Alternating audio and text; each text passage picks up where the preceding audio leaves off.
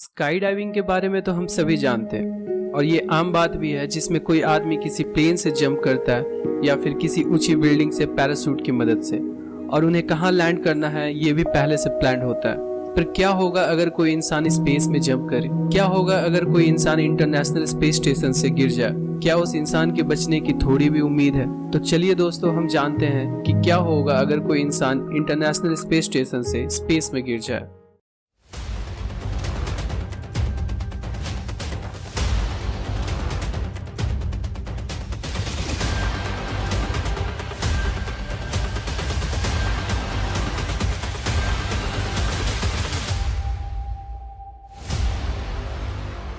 दोस्तों, ये समझने के लिए हमें सबसे पहले समझना होगा कि ग्रेविटेशनल फोर्स और इंटरनेशनल स्पेस स्टेशन क्या है। ग्रेविटेशनल फोर्स एक ऐसी फोर्स है जिसकी वजह से कोई भी दो ऑब्जेक्ट जिनकी मास है वो एक दूसरे को अट्रैक्ट करती है। ग्रेविटेशनल फोर्स की वजह से हमेशा दो चीज एक दूसरे को खींच रही होती है। इनफैक्ट इस यूनिवर्स में हर ऑब्जेक्ट किसी दूसरे ऑब्जेक्ट पे फोर्स लगाती है। इवन हम इंसान भी पूरे यूनिवर्स में किसी न किसी ऑब्जेक्ट पे फोर्स लगा रहे होते हैं। बट हमारी मास बहुत कम होने की वजह से फोर्स भी बहुत कम होता है, पर वहाँ फोर्स एग्जिस्ट करता है और उसे कैलकुलेट भी किया जा सकता है। इसे हम Newton's universal law of gravitation कहते हैं। दोस्तों, ये वही फोर्स है जिसकी वजह से कोई भी चीज नीचे आती है, हम जमीन पर चल पाते हैं। अगर ये फोर्स नहीं होती तो हम सब इंसान और दुनिया में हर चीज हवा में उड़ रहे होते। तो अब आप पूछोगे कि क्या ये फोर्स कहीं खत्म होती है? तो बता दूं दोस्तों, ये फोर्स पूरे यूनिवर्स में कहीं खत्म नहीं होती, पर जैसे जैसे आप सेंटर ऑफ अर्थ से दूर होते जाते हो वैसे वैसे ये कम होते जाती है।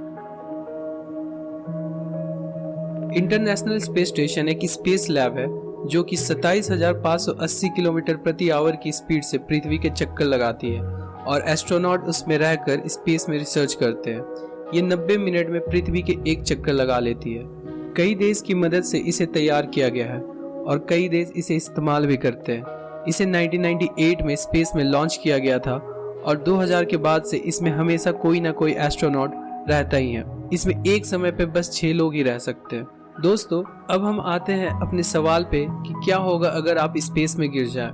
अगर आप स्पेस में बिना स्पेस सूट के गिर जाते हो तो आपके पास 30 सेकंड का वक्त होता है। ऐसा नहीं है कि इमीडिएटली आप फ्रीज या ब्लास्ट हो जाओगे।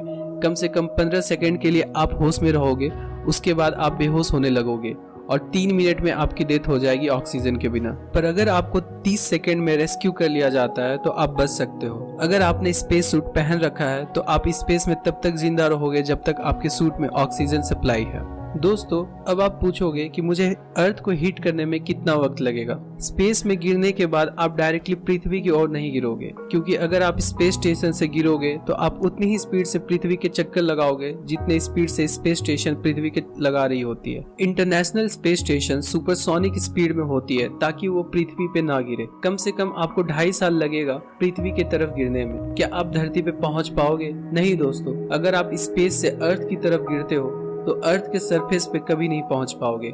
इसके 2-3 कारण हैं। पहले तो आप स्पेस में ही बहुत सारी डिब्रीज से टकरा जाओगे और फिर आपकी डेथ हो जाएगी। दूसरा कि जैसे जैसे आप अर्थ के एटमॉस्फेयर में एंटर करोगे वैसे वैसे आप हीट होते जाओगे। आप कम से कम 7,500 किलोमीटर प्रति घंटे के स्पीड से नीचे गिरोगे, जिसकी वजह से टेम्परेचर 1600 डिग्री जा सकती है। और दोस्तों, इतना टेम्परेचर तो लोहा पिघलाने के लिए भी काफी होता है, फिर हम इंसान क्या है। तो दोस्तों, हमने जान लिया कि स्पेस से जंप करना कितना खतरनाक हो सकता है, पर फ्यूचर में हो सकता है कि ऐसी टेक्नोलॉजी आए जिससे स्पेस से जंप कर पाना बहुत ही आम बात हो और सेफ भी। पर नियर फ्यूचर में ऐसा हो पाना मुश्किल लगता है।